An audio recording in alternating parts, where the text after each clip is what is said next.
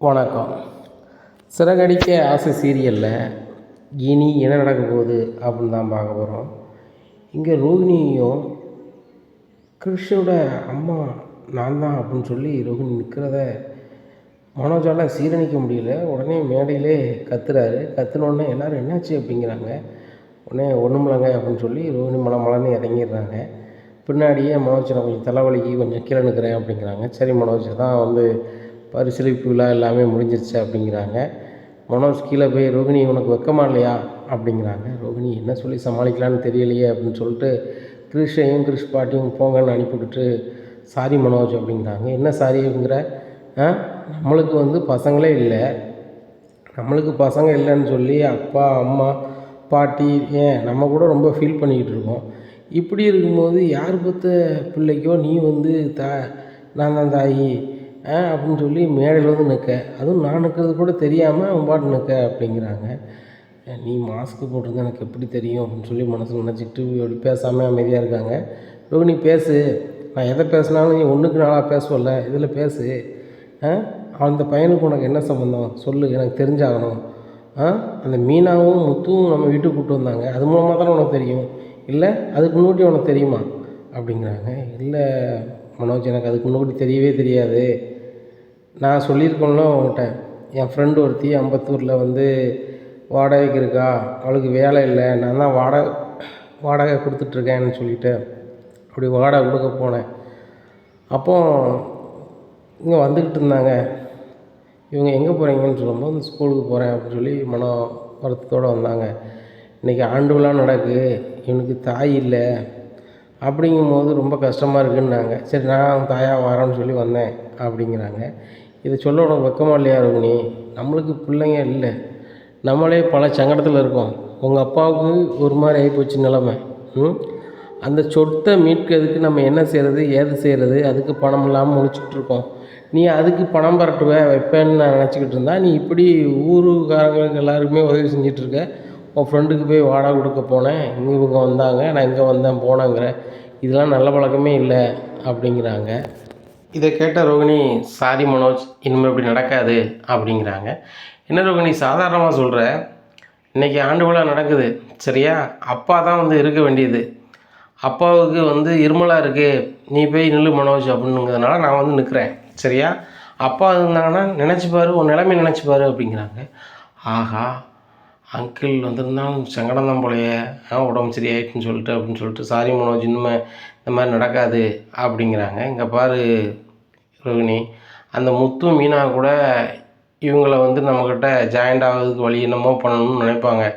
உனக்கு நிறைய வசதி இருக்குன்னு, கோடிக்கணக்கான சொத்துக்கு அதிபதி அப்படின்னு சொல்லி மீனாவுக்கு முத்துக்கு நல்லாவே தெரியும். அதனால் இந்த சின்ன பையனை வச்சு உங்கள்கிட்ட சொத்தையோ பணத்தையோ ஆட்டையோ போடலான்னு நினைப்பாங்க, அதை பார்த்துக்கோ அப்படிங்கிறாங்க. சரி மனோஜ், நம்ம இப்படி நடக்காது அப்படிங்கிறாங்க. சரி வா அப்படின்னு சொல்லிட்டு காரில் ஏறிட்டு நேராக கடைக்கு போகிறாங்க. இவங்க 2 பேரும் ஒன்றா வரதை பார்த்துட்டு அண்ணாமலை கேட்குறாரு, ரோகிணி பார்லர் போயிருப்பா, நீ என்ன 2 பேரும் ஒன்றா வரைக்க, ஆண்டு விழாவுக்கு போலையா அப்படிங்கிறாங்க. இப்போ அங்கே போனேன், ஆண்டு விழா முடிஞ்சிருச்சு, வர வழியில் ரோகிணியை பார்த்தேன், தான் கூப்பிட்டு வந்துட்டேன் அப்படிங்கிறாங்க. சரிடா நான் வீட்டுக்கு போகிறேன்னு சொல்லிட்டு அண்ணாமலை போயிடுறாங்க. இங்கே ரோகிணிகிட்ட சொல்கிறாங்க, பார்த்தியா அப்பா இன்னும் எங்கே அனுப்பிவிட்டு இங்கே வந்துருக்குறாங்க, ஒருவேளை அப்பா வந்திருந்தா நம்ம நிலமை ரொம்ப சங்கடம். ஏற்கனவே 30 லட்ச ரூபா நம்ம கடன் கொடுக்க முடியாமல் ரொம்ப சங்கடப்படுதோம். ஒவ்வொரு கடங்காரங்களாக கடைக்கு வந்துட்டுருக்காங்க, நானும் அசோக கல்லோட வச்சுட்டு உடக்கிந்த கீழே ஆந்திட்டுருக்கேன், இப்படியா இருக்குது அப்படின்ட்டு இருக்கும்போது விஜயா கால் பண்ணுறாங்க. டேய் மனோஜ் எங்கடா இருக்க அப்படிங்கிறாங்க. கடையில் இருக்கம்மா அப்படிங்கிறாங்க. நேராக இந்த நகை கடைக்கு வாடா அப்படிங்கிறாங்க. எதுக்குமா அப்படிங்கிறாங்க.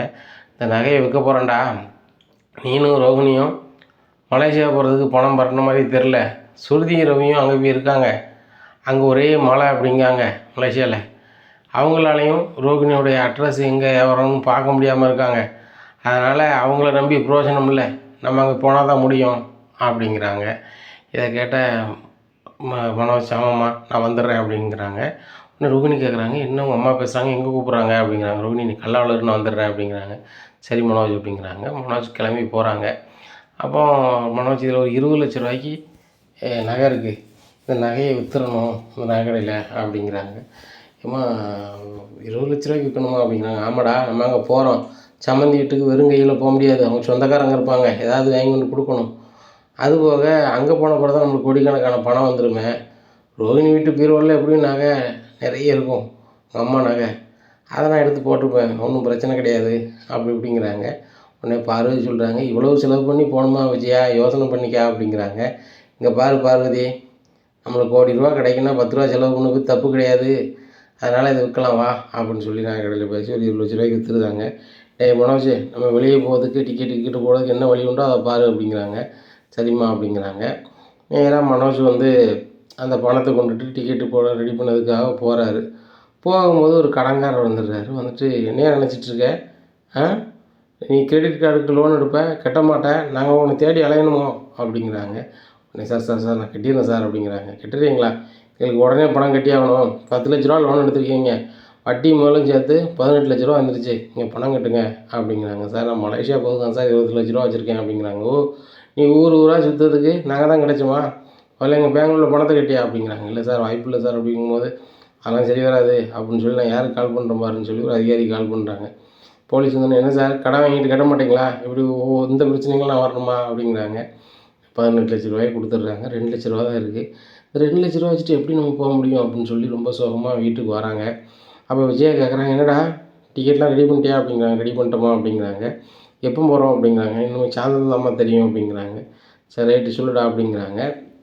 இங்கே நேராக கடைக்கு போகிறாங்க. என்ன மனோஜ் இவ்வளோ நேரம் ஆயிடுச்சு அப்படிங்கிறாங்க. ரோஹிணி ஒரு பிரச்சனை ஆயிடுச்சு அப்படிங்கிறாங்க. என்னாச்சு அப்படிங்கிறாங்க. அம்மா வந்து மலேசியா போகணுங்கிறது ரொம்ப உறுதியாக இருக்காங்க அப்படிங்கிறாங்க. ஏன் மனோஜ் உங்கள் அம்மா இப்படி பண்ணிகிட்ருக்காங்க, எனக்கு இல்லாத அக்கறை உங்கள் அம்மாவுக்கு எதுக்கு அப்படிங்கிறாங்க. இல்லை உன் சொத்து உங்கள் அம்மா போயிடக்கூடாதுங்கிறதுக்கு தான், உங்கள் சித்தி போட்ட லெட்டரால் தான் இப்படி சீக்கிரம் போகணும்னு நினைக்காங்க, நம்மகிட்ட தான் பணம் இல்லையா மனோஜ், நம்ம என்ன பண்ண முடியும் அப்படிங்கிறாங்க. அம்மா போடுறதுக்கு பணத்துக்கு தான் அம்மா நகை ₹70,00,000 விற்றுட்டாங்க, விற்ற பணத்தை என்கிட்ட தந்தாங்க, நானும் சரி டிக்கெட்டு போடுவோம்னு சொல்லிட்டு ரெடி பண்ணதுக்காக போனேன். அப்போ பேங்கில் லோனு இந்த கிரெடிட் கார்டுக்கு லோனுங்க இருந்தபோது நான் கட்டலை, அந்த கடைக்காரங்க பிடிச்சி பணத்தை வாங்கிட்டாங்க. இப்போ ₹2,00,000 தான் இருக்குது. இப்போ இதை வச்சு என்ன செய்யணும்னு ஒன்றுமே புரியலை. நான் இடப்பட்ட கேவலம் வீட்டுக்கு போகணும்னு போது அம்மா டிக்கெட் போட்டிங்களான்னு கேட்காங்க. சாயந்தரம் தாம்மா தெரியும் அப்படின்னு டேட்டு தெரியும்னு சொல்லிட்டு வந்திருக்கேன், இப்போ என்ன பண்ணுறது அப்படிங்கிறாங்க. மனோஜ் உங்களுக்கு கொஞ்சம் கூட அறிவில்லை, உங்கள் அம்மா நகையை விற்று நம்ம போகணுமா, அதுபோக அந்த பணத்தை நீங்கள் கிரெடிட் கார்டு கொண்டு கட்டியிருக்கீங்க, இப்போ நீங்கள் எப்படி வீட்டில் சொல்ல போகிறீங்க, உங்கள் அம்மாவுக்கு தெரிஞ்சால் என்ன ஆகும் அப்படிங்கிறாங்க. ஸோ நீ தான் இதை எப்படியாவது சமாளிக்கணும், உங்கள் மாமா இன்னும் வந்து மலேசியா போயிருக்க மாட்டார், உனக்கு தகவல் சொல்ல வந்துட்டு இன்னும் கொஞ்ச நாள் கழிச்சு தான் நாங்கள் போகணும்னு சொன்னார், அதனால் இங்கே எங்கேயாவது தான் தங்கியிருப்பார், நீ கால் பண்ணு, கண்டிப்பாக ஃபோன் எடுப்பார், அப்படி ஃபோன் எடுத்தார் அப்படின்னா அவர்கிட்ட ஒரு ₹50,00,000 மட்டும் கேளு, நம்ம இந்த கடன் ₹30,00,000 கொடுத்துடலாம், அம்மாக்கிட்ட உள்ள ₹20,00,000த்துக்கும் நம்மக்கிட்ட தான் இருக்குதுன்னு சொல்லிடலாம், நீ தயவுசெய்து உங்கள் மாமாட்ட பேசு அப்படிங்கிறாங்க. இல்லை மனோஜ், இப்படி இருக்கிற நிலைமையில் எங்கள் மாமாட்ட நான் ₹50,00,000 கட்டணும்னா அது நல்லா நினைக்க மாட்டாங்க அப்படிங்கிறாங்க. ரோகிணி ஏன் நினைக்க மாட்டாங்க, நம்ம வந்து ₹50,00,000 கூட ₹10,00,000 கொடுத்துருவோம் மாமாவுக்கு, மாமா ஃபோன் நம்பர் வேணால் தான் நான் பேசுகிறேன் அப்படிங்கிறாங்க. அதெல்லாம் நடக்கிறது சாத்தியமில்லை அப்படிங்கிறாங்க. உடனே ஏன் ரோகிணி இப்படி பண்ணுற அப்படின்னு சொல்லிட்டு ரொம்ப சோகமாக இருக்கிறாங்க. அப்போ கடையை அடைக்கிற நேரமும் வந்துடுது. கடையை அடைச்சிட்டு வீட்டுக்கு போயிடுறாங்க. விஜயா கேட்குறாங்க, டேய் எப்போண்டா போகிறோம் ஏது போகிறோம் அப்படிங்கிறாங்க. உடனே நம்மளை கேட்குறாங்க, பணம் எதுவும் பரட்டலைன்னா எப்படி போவீங்க அப்படிங்கிறாங்க. ஏங்க மனோஜுக்கெலாம் பணம் பெரிய மேட்ரு கிடையாது, பரட்டிட்டானா அப்படிங்கிறாங்க. உடனே அண்ணாமலை சொல்கிறாங்க, டேய் அப்போ பணம் பரட்டிட்ட அப்படின்னு சொன்னால் கடன்காரங்க காலையில் வந்து கடையில் வந்து நீ இல்லாத போது கேட்டு போனாங்கடா, அவங்களுக்கு ஒரு ஆளுக்காவது கொடுக்கலாம்ல அப்படிங்கிறாங்க. இல்லைப்பா கொடுக்க தான் செய்யணும் அப்படி இப்படின்ட்டு இருக்கும்போது, ஏங்க அவனே மாமனார் சொத்தை வாங்கணும் அப்படின்னு முயற்சி பண்ணிகிட்டு இருக்கான், என் மாமனார் சொத்தை கோடிக்கணக்கான சொத்தை வாங்கிட்டோம்னா இந்த ₹30,00,000 பெரிய மேட்ராங்க, நீங்கள் என்னங்க போட்டு பேசிகிட்டு இருக்கீங்க அப்படி இப்படிங்கிறாங்க. உடனே முத்து சொல்கிறாரு, எப்பா இதான்பா இருக்கிறத விட்டுட்டு பறக்கிறதுக்கு ஆசைப்படுவாங்களா அப்படிங்கிறாங்க. டேய் அவன் இருக்கிறதுக்கு ஆசைப்படுவான், பறக்கிறதுக்கு ஆசைப்படுவான், அவன் கோடீஸ்வரன் மருமகன்டா, அவன் எதனால் ஆசைப்பட்டுக்கிடுவான், உன்ன மாதிரி ஒரு பூக்காரி வீட்டில் பொண்ணு கட்டலை, உனக்கு வேணும்னா 2 பழம் பூ வேணால் தருவாங்க, ஆனால் மனோஜுக்கு அப்படி இல்லை, மனோஜுக்கு தேவைங்கும் போது கோடிக்கணக்கான சொத்து வருது, அதை தெரிஞ்சுக்க அப்படிங்கிறாங்க. எப்படி இருக்கும்போது சுருதி கால் பண்ணுறாங்க. சுருதி கால் பண்ணி எல்லார்ட்டையும் பேசுகிறாங்க. அப்போ மீனா வந்து ஃபோனை கொடுக்குறாங்க, மாமா சுருதி பேசுகிறாங்க, ரவியும் பேசுகிறாங்கன்னு சொல்லி எல்லார்ட்டையும் பேசுகிறாங்க. உடனே நான் ஆன்ட்டிகிட்ட கொஞ்சம் பேசணும் அப்படிங்கிறாங்க சுருதி. கொடுக்கம்மா அப்படின்னு சொல்லிட்டு, என்ன அவன்கிட்ட சுருதி பேசணுமா அப்படிங்க. ஆன்ட்டியா அப்படின்னு சொல்லிட்டு, என்னம்மா மலேசியாவில் மழைலாம் நின்றுச்சா, நல்ல இடம் போகிறீங்களா அப்படிங்கிறாங்க. ஆன்ட்டி இன்றைக்கி நல்லாவே மழை நின்றுருச்சு, ரோகிணி அட்ரஸ்ன்னு சொன்னாங்களா, அந்த அட்ரஸுக்கு போனோம், அவங்க சொன்ன அட்ரஸில் அப்படி ஒரு வீடும் இல்லை, அப்படி ஒரு ஆட்களுமே இல்லை, ரோகிணி சொல்லுது எல்லாமே பொய்யாக தான் இருக்குது மாதிரி இருக்குது, அதுபோக ரோகிணி சொன்னாங்கள்ல உள்ளேயே அவங்க அப்பா இருந்து போய் சேர்ந்துட்டாரு, அவங்கள எதிரியை முடிச்சு விட்டாங்க அப்படின்னு சொன்னாங்களா? அப்படிலாம் ஒன்றும் நடக்கவே இல்லையா. கிட்டத்தட்ட 1 வருஷத்துக்கு மேலே எந்த பிரச்சனையுமே வரலையா. ரோகிணியும் அவங்க மாமாவும் பொய் சொன்ன மாதிரி தான் தெரியுது. அது என்னன்னு கேளுங்க ஆண்டி அப்படிங்கிறாங்க. இதை கேட்ட விஜயாவுக்கு சரியான கோபமாகுது. நம்ம நகையை விற்று 20 லட்ச ரூபாய் மனசு கொடுத்து டிக்கெட் போட சொல்லியிருக்கோம், அவனும் போட்டு தான்ட்டுருக்கான். இப்படி இந்த சூழ்நிலையில் இந்த ரோகிணி சொன்னதெல்லாம் பொய்யா அப்படின்னு சொல்லி, ரோகிணி வாடி அப்படிங்கிறாங்க. என்ன மரியாதை குறையுது, ஒரு வேளை சுருதி என்ன சொல்லிட்டாளா அப்படின்னு சொல்லிட்டு, ஆன்ட்டி அப்படிங்கிறாங்க. ஆன்ட்டியா? உனக்கு உண்மையிலே மலேசியா தானா அப்படிங்கிறாங்க. இதை கேட்ட ரோகிணி கிடுக்கிடுன்னு ஆடுறாங்க. முத்தும் மீனாவும் பாரு பாரு மீனா எப்படி அந்த பொண்ணு ஆடுது பாரு அப்படிங்கிறாங்க. உடனே விஜயா சும்மரு அப்படிங்கிறாங்க. நம்மளை இல்லைங்க, உங்களுக்கு தெரியாது, சுருதி ரவியும் நம்மளுக்கு முன்னோட்டி அங்கே மலேசியா போயிருக்காங்க, நம்மளும் பின்னாடி போய் இவங்க சொத்தை வாங்கிக்கலான்னு பார்த்தா அங்கே ரோகிணி சொல்லுற அட்ரஸில் ஆளே இல்லையா. அதுபோக அவங்க அப்பா உள்ளே இருக்கும்போது எதிரிகளால் முடிக்கப்பட்டாங்க வச்சுட்டாங்கன்னு என் மாமா சொன்னார்ல, இவனும் நம்மகிட்ட சொன்னால, அது எல்லாம் பொய்யான் அப்படிங்கிறாங்க. இதை கேட்ட ரோகிணி ஆகா சுருதி சோத்தை உழைச்சிட்டாலே அப்படின்னு சொல்லிட்டு, ஆண்டி சுருதி போனது புதுசு, தெரியாமல் சொல்லியிருப்பாங்க அப்படிங்கிறாங்க. நீ எழுதி கொடுத்த ஊர் அட்ரஸ் எல்லாம் ஒன்று தானே, அவங்க தான் போய் பார்த்துருக்காங்க அப்படிங்கிறாங்க. இல்லை நான் உங்களுக்கு கால் பண்ணுறேன் அப்படின்னு சொல்லி சுருதிக்கு கால் பண்ண, சுருதி நீங்கள் எந்த அட்ரஸுக்கு போனீங்க அப்படிங்கிறாங்க. எந்த அட்ரஸுக்கு போனேன் அப்படிங்கிறாங்க. அது அங்கே இல்லை, இன்னும் ஒரு 3 கிலோமீட்டர் தள்ளி இருக்குது. நான் சொன்ன ஊர் சின்ன ஊர்னு வரும், நீங்கள் சொல்கிறது பெரிய ஊர்னு வருது அப்படிங்கிறாங்க. அப்படியா, சரி ரைட்டு ரோகிணி, நான் நாளைக்கு பார்க்குறேன் அப்படிங்கிறாங்க. ஆகா அப்படின்னு சொல்லிட்டு, பாருங்கள் ஆண்டி நாளைக்கு போய் பார்க்குறேன்னு சொல்கிறாங்க அப்படிங்கிறாங்க. சாரிம்மா, நான் அவன் சுருதி சொன்னால் எனக்கு சொல்லணும்னு கோவம் வந்துருச்சு, ஏன்டி நீ போய் சொல்லிட்டேன்னு சொல்லிட்டு, வேற ஒன்றும் இல்லை அப்படிங்கிறாங்க. அவங்க சொத்து பத்தெல்லாம் அங்கே தானமா இருக்குது அப்படிங்கிறாங்க. ஆமாம் ஆண்டி அங்கே தான் இருக்குது அப்படின்னு சொல்லிட்டு ரோகிணி ரொம்ப வேர்த்து பூத்து போய் ரூமுக்கு போகிறாங்க. ஆஹா இன்னும் பேராது, நாளைக்கு காலைல சுருதி எப்படியும் அந்த ஊருக்கு போயிடுவா. அங்கே நம்ம சொந்த பந்தம் இல்லை, சொத்து பத்து இல்லைன்னு சொல்ல தான் போகிறான். நாளைக்கு நம்ம வசமாக மாட்டிக்கிடுவோம். அதனால் காலையில் விடியாமல் பார்த்து நம்ம அம்மா வீட்டை பார்த்து ஓடிக்க வேண்டியதான் அப்படின்னு சொல்லி நினைக்காங்க. காலையிலே விடியுது. மீனா கோலம் போட்டுக்கிட்டு இருக்கும்போது அவசரமாக இவங்க ரோகிணி கிளம்பி போகிறாங்க. இதை பார்த்த மீனா, என்ன ரோகிணி இவ்வளோ நேரத்துக்கு கிளம்பி போகிறீங்க அப்படிங்கிறாங்க.